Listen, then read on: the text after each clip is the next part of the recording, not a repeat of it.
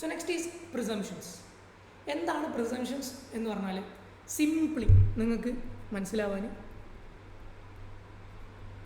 അതന്നെ, ഈ പേര് കേട്ടപ്പോൾ നിങ്ങളുടെ മൈൻഡിലേക്ക് ആദ്യം വന്നത് ഇതായിരിക്കും. അതന്നെയാണ് സംഭവം.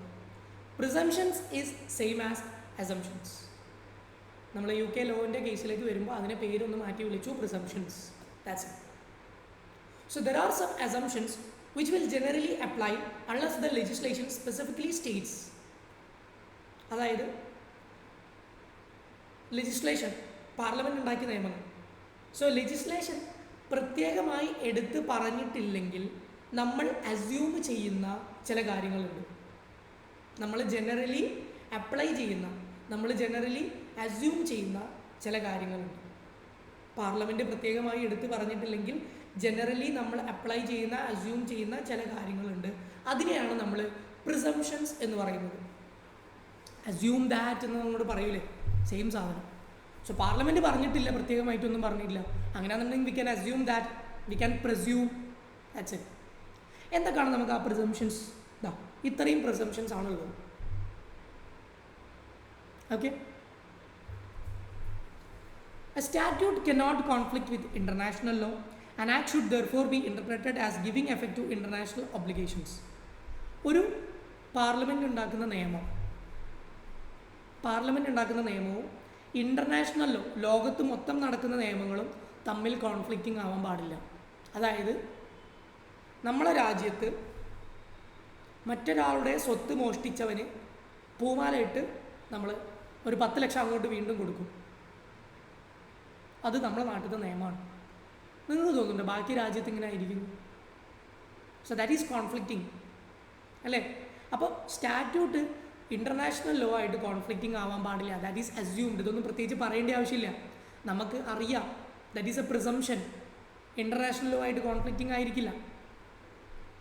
രണ്ടാമത്തത്, a statute does not have retrospective effect. ഒരു നിയമത്തിന്, സ്റ്റാറ്റ്യൂട്ട് എന്നുള്ളത് നിയമമാണ്, ഒരു നിയമത്തിന് റെട്രോസ്പെക്റ്റീവ് എഫക്റ്റ് ഇല്ല. ഫോർ എക്സാമ്പിൾ, എനിക്ക് തോന്നുന്നു 2020 22 ഹെൽമെറ്റ് ബാക്കിലിരിക്കുന്ന പാസഞ്ചറിന്, സ്കൂട്ടറിൽ, 2 വീലേഴ്സിൽ ബാക്കിലിരിക്കുന്ന പാസഞ്ചറിനും ഹെൽമെറ്റ് നിർബന്ധമാക്കി. ഓക്കെ. അപ്പോൾ ഒരു 2025 അല്ലെങ്കിൽ 2026 പോലീസ് കൈ കാണിച്ചു. അപ്പോൾ നിങ്ങളെ സുഹൃത്തും കൂടെ വണ്ടിയിൽ വരികയാണ്, രണ്ടാൾക്കും ഹെൽമെറ്റ് ഉണ്ട്, ബാക്കിലിരിക്കുന്നുണ്ട് ആൾ ഹെൽമെറ്റ് ഉണ്ട്, ഫ്രണ്ടിൽ വണ്ടി ഓടിക്കുന്നുണ്ട് ആൾക്ക് ഹെൽമെറ്റ് ഉണ്ട്. പോലീസ് കൈ കാട്ടി നിർത്തി. എന്നിട്ട് പോലീസ് പറയാണ് 2015 നീ ഹെൽമെറ്റ് ഇല്ലാണ്ട് ഓടിച്ചു, കൊടുക്കൊരു 5000. പറ്റുമോ? കുത്തൂല നിങ്ങൾ പോലീസുകാരനെ? അമ്മാരി തമ്മാടി തരല്ലേ അയാൾ പറഞ്ഞു. അടിച്ചേക്കല്ലേ, കേസ് വേറെ പോകും. ഓക്കെ അല്ലേ? അപ്പോൾ ആ നിയമം ഇറങ്ങിയിട്ടുള്ളത് 2020 സാർ. അപ്പോൾ 2015 എന്തിനാണ് താങ്കൾ പോകുന്നത് എന്ന് നമുക്ക് തോന്നൂലേ? സെയിം. അതൊന്നും പ്രത്യേകിച്ച് പറയേണ്ട കാര്യമില്ല. ഒരു നിയമം നാളെ ഇറങ്ങിക്കഴിഞ്ഞാൽ അത് മറ്റന്നാൾ മുതലാണ് ആപ്ലിക്കബിൾ ആവുന്നത്, അല്ലെങ്കിൽ നാളെ മുതലാണ് ആപ്ലിക്കബിൾ ആവുന്നത്. അത് മെനിയാന്ന് ആപ്ലിക്കബിൾ ആവുമോ? ഒരിക്കലും ഇല്ല. സോ റെട്രോസ്പെക്റ്റീവ് എഫക്റ്റ് എന്ന് പറഞ്ഞാൽ റിട്രോ ജേഴ്സീസ് എന്ന് കേട്ടില്ല, പഴയത്, മുൻകാലത്തത്, വിൻറ്റേജ്, അങ്ങനത്തെ എഫക്റ്റ് ഇല്ല. പ്രോസ്പെക്റ്റീവ്, മുന്നോട്ടേക്ക്, ഫ്യൂച്ചറിസ്റ്റിക്, അങ്ങനെയാണ് എഫക്റ്റ് ഉണ്ടാവുക. മൂന്നാമത്തത്, a statute does not alter the common law. നമ്മൾ ഇക്വിറ്റി ലോ പറഞ്ഞപ്പോഴും പറഞ്ഞു, സ്റ്റാറ്റ്യൂട്ട് പറയുന്നത് കോമൺ ലോ മാറ്റി അതിന് പകരം വേറെ റീപ്ലേസ് ഓപ്ഷൻ അല്ല, ഓൾട്ടർനേറ്റീവ് ഓപ്ഷൻ അല്ല. ഇതും പ്രത്യേകിച്ച് പറയേണ്ട ആവശ്യമില്ലല്ലോ, അസ്യൂംഡ് ആണല്ലോ, നമുക്കറിയുന്ന കാര്യം. A statute does not exclude the jurisdiction of the court. ഒരു സ്റ്റാറ്റ്യൂട്ട് എന്ന് പറഞ്ഞു കഴിഞ്ഞാൽ അത് കോടതിയും അതിൽ പെടുന്നതാണ്. നിങ്ങൾക്ക് അറിയുന്നതല്ലേ? എടാ നോക്കി, ഫോർ എക്സാമ്പിൾ ഇംഗ്ലണ്ട്. ഓക്കെ, ഇതാണ് ഇംഗ്ലണ്ട് എന്ന് പറയുന്ന രാജ്യം. ഇവിടെ ഒരു കോടതിയുണ്ട്, ഇവിടെ ഒരു കോടതിയുണ്ട്, ഇവിടെ ഒരു കോടതിയുണ്ട്, ഇവിടെ ഒരു കോടതിയുണ്ട്, ഇവിടെ ഒരു കോടതിയുണ്ട്. 5 കോടതികളുണ്ട്. അപ്പോൾ ഇംഗ്ലണ്ടിൽ ഒരു നിയമം കൊണ്ടുവന്നാൽ കോടതികൾ ഒഴിവാക്കി ബാക്കിയുള്ള സ്ഥലങ്ങളിൽ മാത്രമേ ഈ നിയമം ഉള്ളൂ. അങ്ങനെ ഉണ്ടോ? ഇംഗ്ലണ്ടിൽ ഒരു നിയമം വന്നാൽ കോടതിയിലും ആ നിയമം പാലിക്കണം അല്ലേ? അതായത് ഇപ്പോൾ ഫോർ എക്സാമ്പിൾ നമുക്ക് ഹ്യൂമൻ റൈറ്റ്സിൻ്റെ കേസൊക്കെ പറയാറുണ്ട്. അപ്പോൾ right to speech, right for privacy, ഇങ്ങനത്തെ കാര്യങ്ങൾ ഇംഗ്ലണ്ടിൽ എന്ന് പറയുമ്പോൾ അത് കോടതിയിലും ഇൻക്ലൂഡഡ് ആണ്, കോടതി എക്സ്ക്ലൂഡ് അല്ല. So a statute does not exclude. Statute എന്ത് ഒഴിവാക്കുന്നില്ല? കോടതികൾ ഒഴിവാക്കുന്നില്ല, കോടതിയും ഇതിൽ ഇൻക്ലൂഡ് ചെയ്യുന്നുണ്ട്. അതിപ്പോൾ എന്ത് പ്രത്യേകിച്ച് പറയാനാ? That is presumption. Okay, the last and final one, legislation does not extend beyond the territorial jurisdiction of UK. Imagine ഇത് നമ്മൾ UK ആണ് എന്ന് വിചാരിക്കുക. UK നമ്മളൊരു നിയമം ഇറക്കിയിട്ടുണ്ട്, യുണൈറ്റഡ് കിങ്ഡംസ്, അതായത് England, Wales, Scotland, northern Ireland, ഇവിടെ നമ്മളൊരു നിയമം ഇറക്കിയിട്ടുണ്ട്. അപ്പുറത്ത് എനിക്ക് ഇംഗ്ലണ്ടിൻ്റെ അപ്പുറത്ത് ഏതൊക്കെ രാജ്യങ്ങളുള്ള മാപ്പ് വലിയ ഐഡിയ ഇല്ല, ഞാൻ വെറുതെ ഉദാഹരണം പറയാണ്. എന്താ പറയുക, അമേരിക്ക, പിന്നെന്താണ് വേറെ എന്താ പറയുക, റിപ്പബ്ലിക് ഓഫ് അയർലൻഡ് ഇതിൽ പെടാത്തൊരു സാധനമാണ്. നോർത്തേൺ അയർലൻഡാണ് എന്തിൽ വരുന്നത്? UK വരുന്നത്, അയർലൻഡ്. അപ്പോൾ UK ഒരു നിയമം ഇറക്കി കഴിഞ്ഞാൽ അത് UK മാത്രമല്ലേ നിൽക്കുള്ളൂ, UK ടെറിട്ടോറിയൽ ജൂറിസ്ഡിക്ഷനിലല്ലേ നിൽക്കുള്ളൂ. അതിൻ്റെ ബിയോണ്ട് പോവോ? No, that doesn't extend beyond the territorial jurisdiction. അതെവിടെ ആപ്ലിക്കബിൾ ആവില്ല? അമേരിക്കയിലും റിപ്പബ്ലിക് ഓഫ് അയർലൻഡിലും ആപ്ലിക്കബിൾ ആവില്ല. കാരണം UK ഒരു നിയമം ഇറക്കി കഴിഞ്ഞാൽ അത് UK ആപ്ലിക്കബിൾ. ഇതൊക്കെ പ്രത്യേകിച്ച് പറയാനുണ്ടോ? Yes, that is a presumption. പ്രത്യേകിച്ച് പറയേണ്ട ആവശ്യമില്ല, ഇറ്റ് ഈസ് അസ്യൂംഡ്.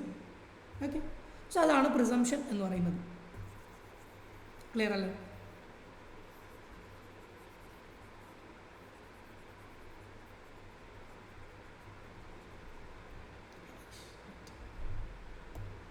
ശരി, നെക്സ്റ്റ് നമുക്ക് ഡെലിഗേറ്റഡ് ലെജിസ്ലേഷൻ എന്താണെന്ന് നോക്കാം. നമ്മളിതിന് മുന്നേ അവിടെ ഇവിടെയൊക്കെ ആയിട്ട് മെൻഷൻ ചെയ്തിട്ടുണ്ട് എന്താണ് ഡെലിഗേറ്റഡ് ലെജിസ്ലേഷൻ എന്നുള്ളത്. പാർലമെൻറ്റ് ചില സമയത്ത് എന്ത് ചെയ്യും? പാർലമെൻറ്റ് സോവറൈനിറ്റിയാണ് UK ഫോളോ ചെയ്യുന്നത്.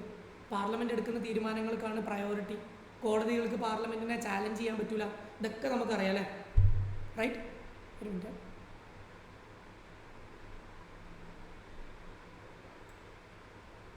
ഓക്കെ, അപ്പോൾ പാർലമെൻറ്റ് സോവറൈനിറ്റിയാണ്, പാർലമെൻറ്റാണ് എല്ലാ കാര്യങ്ങളും തീരുമാനിക്കുക. പക്ഷേ പാർലമെൻറ്റ് ചില സമയങ്ങളിൽ എന്ത് ചെയ്യും? മറ്റ് ചില റെഗുലേറ്ററി ബോഡീസിന് നിയമങ്ങൾ ഉണ്ടാക്കാനുള്ള അധികാരം കൊടുക്കും. പാർലമെൻറ്റ് ഇനി ഇത്തരം കാര്യങ്ങൾ നമ്മൾ ഡീൽ ചെയ്യുന്നില്ല, നിങ്ങൾ നോക്കിക്കോളൂ എന്ന് പറഞ്ഞിട്ട് കോർപ്പറേഷൻസ്, മുനിസിപ്പൽസ്, പഞ്ചായത്ത്, ബ്ലോക്ക് പഞ്ചായത്ത് ഇവർക്ക് എന്ത് ചെയ്യും? ആ അധികാരം കൈമാറും, നിയമങ്ങൾ ഉണ്ടാക്കാനുള്ള അധികാരങ്ങൾ കൈമാറും. അപ്പോൾ അവരുണ്ടാക്കുന്ന നിയമങ്ങൾ, അവരുണ്ടാക്കുന്ന റൂൾസ്, ആ ഡെലിഗേറ്റഡ് ബോഡീസ് അവരുണ്ടാക്കുന്ന നിയമങ്ങൾക്കാണ് നമ്മൾ ഡെലിഗേറ്റഡ് ലെജിസ്ലേഷൻ എന്ന് പറയുന്നത്. ഓക്കെ, ആ ഡെലിഗേറ്റഡ് ലെജിസ്ലേഷൻ്റെ എക്സാമ്പിൾസ് ആണ് statutory instruments, byelaws, orders in council. 3 ആൾക്കാർ: statutory instruments, byelaws, orders in council. Statutory ഇൻസ്ട്രുമെൻറ്റ്സിൽ ഒരുപാട് ഗവൺമെൻറ് മിനിസ്റ്റേഴ്സ് കൂടി ചേർന്നിട്ടാണ് സ്റ്റാറ്റ്യൂട്ടറി ഇൻസ്ട്രുമെൻറ്റ്സ് എന്ന് പറയുന്ന ആ ഒരു ബോഡി ക്രിയേറ്റ് ചെയ്യപ്പെടുന്നത്. ഈ ബോൾഡ് കളറിൽ കാണിച്ചിട്ടുള്ളത് ബോഡീസാണ്.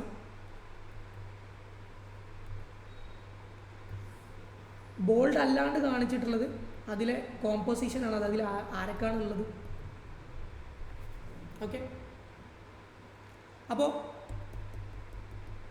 നമ്മൾ പറഞ്ഞു വന്നത് സ്റ്റാറ്റ്യൂട്ടറി ഇൻസ്ട്രുമെൻറ്റ്സ് എന്ന് പറഞ്ഞു കഴിഞ്ഞാൽ ഒരുപാട് ഗവൺമെൻറ് മിനിസ്റ്റേഴ്സ് കൂടി ചേർന്നിട്ടാണ് ആരുണ്ടായത്? സ്റ്റാറ്റ്യൂട്ടറി ഇൻസ്ട്രുമെൻറ്റ്സ് ഉണ്ടായത്. അവർ നിയമങ്ങൾ ഉണ്ടാവാം. ബൈലോസ് എന്ന് പറയുന്ന ബോഡി ഒരുപാട് ലോക്കൽ അതോറിറ്റീസ് കൂടി ചേർന്നിട്ടാണ് ബൈലോ എന്ന് പറയുന്ന ഒരു റെഗുലേറ്ററി ബോഡി ഉണ്ടായിട്ടുള്ളത്. അവർ നിയമങ്ങൾ ഉണ്ടാക്കാം. ഓർഡേഴ്സ് ഇൻ കൗൺസിൽ എന്ന് പറയുന്ന റെഗുലേറ്ററി ബോഡി ഉണ്ടാക്കിയിട്ടുള്ളത് പ്രൈം മിനിസ്റ്ററിൻ്റെ അഡ്വൈസ് പ്രകാരം മൊണാർക്ക് തീരുമാനിക്കുന്ന കുറച്ച് ആളുകളാണ് എന്തിലുണ്ടാവുക? ഓർഡേഴ്സ് ഇൻ കൗൺസിൽ എന്ന് പറയുന്ന ബോഡിയിൽ ഉണ്ടാവുക. ഇങ്ങനെ ഡെലിഗേറ്റ് ചെയ്യുന്നത് കൊണ്ട് തന്നെ പാർലമെൻറ്റിന് കുറച്ച് അഡ്വാൻറ്റേജസും വരുന്നുണ്ട്, പാർലമെൻറ്റിന് ഡിസഡ്വാൻറ്റേജസും വരുന്നുണ്ട്. അഡ്വാൻറ്റേജസ് എന്താണ്? സമയലാഭം, പാർലമെൻറ്റിൻ്റെ ടൈം ലാഭിക്കാം. പാർലമെൻറ്റിൽ ഇതിനുള്ള ടെക്നിക്കൽ എക്സ്പെർട്ടീസ് ഉണ്ടാവില്ല. അപ്പോൾ ഫ്രീ ആയിട്ട് പുറത്തുനിന്ന് എന്ത് ചെയ്യാം? ടെക്നിക്കൽ എക്സ്പെർട്ടീസ് എടുക്കാം. ഓക്കെ, ഫ്ലെക്സിബിളാണ്, കുറച്ചും കൂടെ മേക്ക് ചെയ്യാനും ചേഞ്ച് ചെയ്യാനും ഒക്കെ കുറച്ചും കൂടി ഫ്ലെക്സിബിളാണ്. ഇതാണ് അഡ്വാൻറ്റേജസ്. ഡിസഡ്വാൻറ്റേജസ് എന്ന് പറഞ്ഞാൽ ഈ അതോറിറ്റീസ്, ഈ ബോഡീസൊക്കെ പബ്ലിസൈസ് ചെയ്ത കാര്യങ്ങളാണ്. അതായത് ഇത് എല്ലാവർക്കും അറിയോ? ഇല്ല. അപ്പോൾ അതുകൊണ്ട് തന്നെ ഇവരുണ്ടാക്കുന്ന നിയമങ്ങൾക്ക് പബ്ലിസിറ്റി കുറവായിരിക്കും, വോളിയം കുറവായിരിക്കും. ഇവരെല്ലാ കാര്യങ്ങളും കൺസിഡർ ചെയ്തിട്ടായിരിക്കില്ല നിയമങ്ങൾ ഉണ്ടാക്കുന്നത്. കാരണം പാർലമെൻറ്റ് ഒരു നിയമം ഉണ്ടാക്കുമ്പോൾ മൊത്തം അരിച്ച് പെറുക്കി A to Z 1 to 100 search ചെയ്തിട്ടായിരിക്കും ഉണ്ടാക്കുക. കാരണം എന്തെങ്കിലും മിസ്റ്റേക്സ് വന്നു കഴിഞ്ഞാൽ അത് ഗവൺമെൻറ്റിൻ്റെ പോരായ്മ ആവും, വലിയ രാജ്യ പ്രശ്നമാണ്. പക്ഷേ ഇവരെന്ത് ചെയ്യില്ല, ഈ റെഗുലേറ്ററി ബോഡീസ് അത്ര കൊണ്ട് വോളിയം കൺസിഡർ ചെയ്യില്ല, ലാക്ക് ഓഫ് പബ്ലിസിറ്റി ഉണ്ടാവും. അതുകൊണ്ട് തന്നെ അങ്ങനെ ഒരു പ്രശ്നം ഇതിനുണ്ട്, അൺഡെമോക്രാറ്റിക് ആവാനുള്ള സാധ്യത ഉണ്ട്. അതൊക്കെയാണ് ഡിസഡ്വാൻറ്റേജസ്. ഓക്കെ, സോ എന്താണ് ഡെലിഗേറ്റഡ് ലെജിസ്ലേഷൻ, അഡ്വാൻറ്റേജ് എന്താണ്, ഡിസഡ്വാൻറ്റേജ് എന്താണ്, ക്ലിയർ ആണല്ലോ. ലാസ്റ്റ് നിങ്ങൾക്കൊരു ടേം പരിചയപ്പെടുത്താണ്, നമുക്ക് എക്സാമിന് ആവശ്യം ഇല്ല, നിങ്ങൾ വായിക്കുമ്പോൾ നോട്ട്സ് വായിക്കുമ്പോൾ മനസ്സിലാവാൻ വേണ്ടി മാത്രം. സർക്യൂട്ട്സ്. സർക്യൂട്ട്സ് എന്ന് പറഞ്ഞാൽ നമ്മൾ നേരത്തെ ജൂറിസ്ഡിക്ഷൻ പറഞ്ഞ പോലെ ഒരു ലീഗൽ റീജിയനാണ്. ഒരു കോടതി ഒരു നിയമം നടപ്പിലാക്കുമ്പോൾ അത് ഏതൊക്കെ സർക്യൂട്ട്സിലാണ് അപ്ലിക്കബിൾ, ഏതൊക്കെ റീജിയൻസിലാണ് അപ്ലിക്കബിൾ, ഇതാണ് സർക്യൂട്ട്സ് എന്ന് പറഞ്ഞു കഴിഞ്ഞാൽ. ഇംഗ്ലണ്ടും വെയിൽസും കൂടെ കൂടിയിട്ട് 7 ജോഗ്രഫിക്കൽ സർക്യൂട്ട്സ് ആയിട്ട് ഡിവൈഡ് ചെയ്തിട്ടുണ്ട്.